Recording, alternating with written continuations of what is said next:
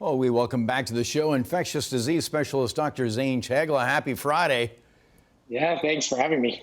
Good to see you via Skype. Not so happy as the latest modeling for the province, which could see 2,000 cases per day in the weeks ahead, and actually 6,000 by mid-December. If the trends or if the modeling is correct, how reliable is this? And let's talk about your concern.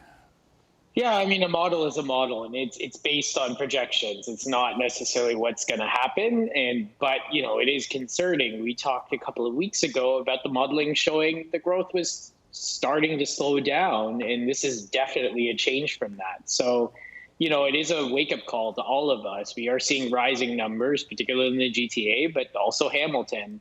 Unfortunately, we are starting to see some of those scenarios where, hospital utilization may actually affect patient care and what we don't want to happen in the first wave, where people, unfortunately, can't get their surgeries. So what's it's the upon all of threshold us. there? Yeah.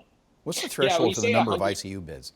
Yeah, we say 150 across the province. I mean, we do have more ICU beds for if there is surges, but that means we have to push patients elsewhere or close units down to make more beds. So, 150 is where the province can generally balance doing regular care and ICU care for COVID patients. But after that, something's got to compromise. And there are some hospitals in Ontario that are starting to go through that.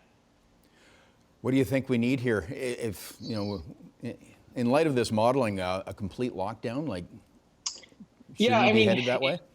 It's tough, right? Because I think, you saw regions who went through that modified stage 2 that actually did better coming out of it. So Ottawa, for example, had a real decrease in cases up to, I think they were having 20 a day a couple of days ago. But you saw regions like Peel where that stage 2 did pretty much nothing. The numbers are worse than they were before that modified stage 2. And so, I think, as much as we say that there is still the restaurants, bars, gyms, fitness facilities, all that stuff, which do provide some cases from workplaces, there are workplaces that aren't included that are essential that are causing transmission. We see that in Hamilton.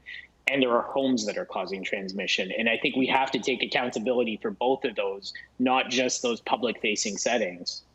Yeah, now Hamilton Public Health has admitted they cannot keep up with the contact tracing right now. This is before, this modeling. And you actually describe it as flying into a storm without navigation.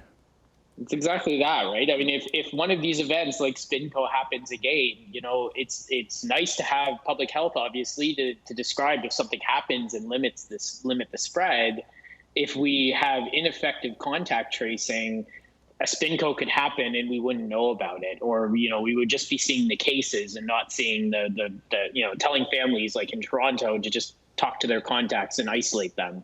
So we don't want to do this at 3,000 cases a day, which is some of the provincial projections. There's less than 3,000 contact tracers across the province. So, you could say you've overwhelmed the system at that point, and essentially you're just going to have to deal with what we did in the first wave, just testing people when they come to hospital or in long-term care facilities. Yeah. This colored tier system, a lot of experts are just slamming it. Should the criteria be changed here? They're just saying it's just way too lenient. Yeah, I mean, again, I give the province the as we talked about last week, that going through it puts it on paper.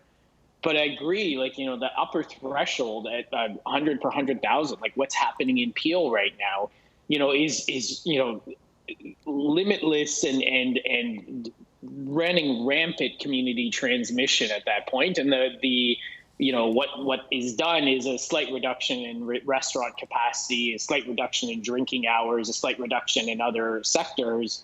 At that point, it's really difficult to police that. And again, people look to these documents and say, this is what the public expectation is for me, so my private expectation should align. And that really creates a lot of confusion there. So, I think if things are running rampant, you obviously have to make public health precautions that people are going to take into their private lives too.